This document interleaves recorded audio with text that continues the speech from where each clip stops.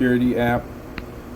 Basically, I clicked on the app on the home screen, and this is what came up.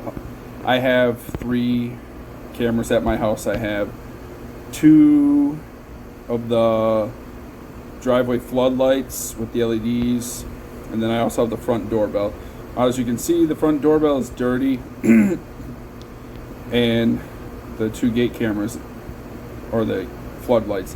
The cool thing about this app, I think, and I'm sure other security systems have it, but this is just what I use, and I wanted to say that I like it, is, you have your refresh and stuff, but you can go individually on each camera. The nice thing about the floodlight ones is, like, if I wanted to right now, I can turn on the light. It'll take a little while sometimes, I guess, but it'll turn on. You can change how intense the LEDs are and stuff. You can also change, like, the size of that you're viewing. You can take a picture of it. I could set off the alarm. I could talk. But we'll shut the light off. That'll go through. Shut that light off. And we'll back out. And same thing with I could do on my driveway. Same. They are the same cameras, so it really I was doing the same thing. I am also inside a building where I'm kind of restricted with internet, so that's probably why it's so touchy. But you can turn the light on, turn it off, take a picture, record what you want to record, or wait for something to activate it.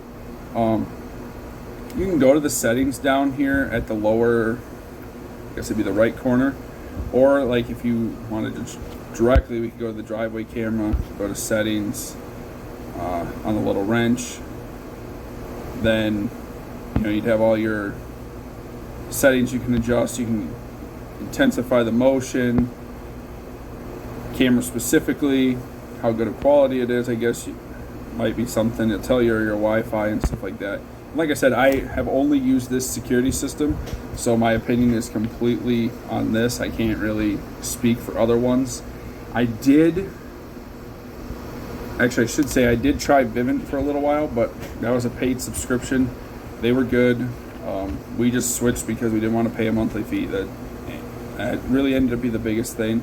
The front doorbell, like right now it shows a live feed. That one, when you come on the app, has to wake up. So that camera kind of sits there idle until something triggers the camera, or you are on the app. Then once you're on the app, it'll wake it up. It'll take a little bit.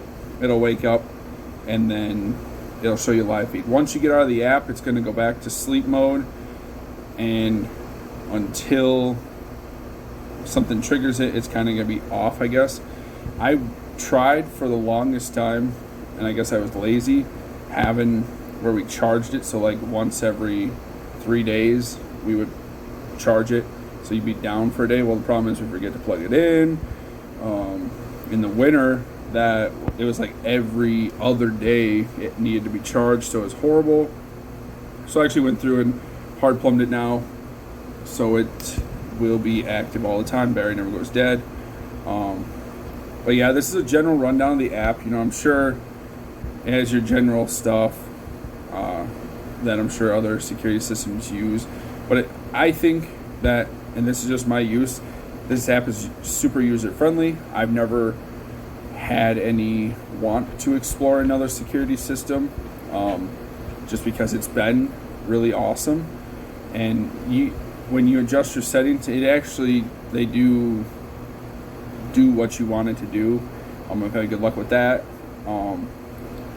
And the only reason we went with it is because I was at Menards, which is where we bought it from, and they had a deal on some cameras and stuff, and we went with it. But we were at a pause where we had just ended the Vivint trial, and just didn't want to do a monthly thing, so that kind of got over that. But yeah, this was pretty nice. I think for both the floodlights, I only paid like $120 a piece, and then the doorbell, I want to say, was maybe $80, if that. I don't really remember. We only have the free version of the app, and it saves enough videos, so if I go to the little play with the arrow on around it, it'll go back. And this is too, you can go in here and you can pick just one camera. So it would only show like front door videos playback or, you know, such. But it goes back and it saves a bunch within a limit. I'm sure there is. I'm not exactly sure. Like I said, I'm in a spotty place for a connection. But there's a limit of how much it can save, I'm sure. But it is pretty good. Usually I save my videos pretty quick. So, you know, for example, I could go in here and if you click on, once it loads, so if I come in here, you can see a little cat venturing through my yard. Up at the top it has the cloud with the arrow. You can just click on that, save it. Video's saved pretty successfully, and it's the quality you see in the app is the quality you get. And once the video is saved, it's pretty much free range. There's no like loading or you have to be, because I've moved them to the computer and stuff like that, and actually used some to put into like a combined effect for a couple of small YouTube videos. But yeah, it's really user friendly, and I could have an SD card and stuff that I want to save or pick a set date.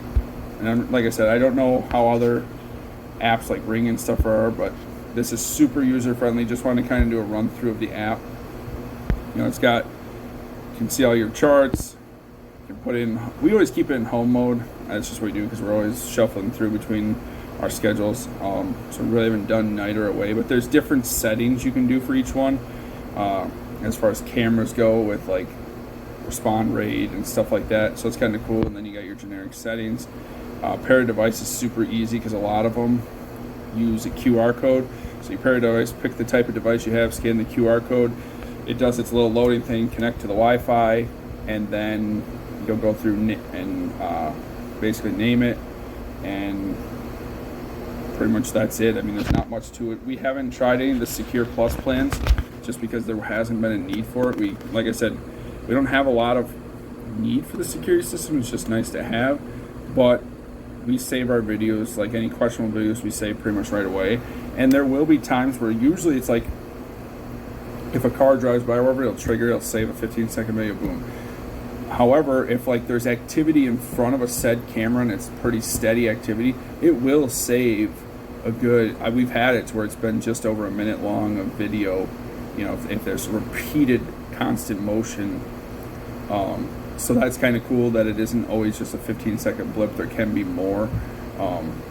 But yeah, my recommendation, the one thing I learned is if you get the front door one, hard plumb it in so it's always got the 24 volts or whatever it needs, because when it goes into a lower battery mode, I noticed it was saving less recordings. And sometimes that's unfortunate. So my recommendation is with the front door one, although you can do the rechargeable thing, I would just hard plumb it so you never have to worry about it. But yeah, it's, as you can see, those are the type of flood cameras and stuff. But yeah, this is just a general rundown of the app. It's really nice. I'm going to have some videos posted maybe before and after this little bit just to see the quality and some different stuff it's showed. But overall, I would recommend Swann Security. My recommendation is just based on my experience with it, my use. I have, other than Vivint for a little bit, I didn't really use any other security systems, so my opinion is just strictly on this. I don't have any compare and contrast. One would be better than the other because the video quality, app usage, and everything's just been well enough for what I need, so I've kind of just stuck to it.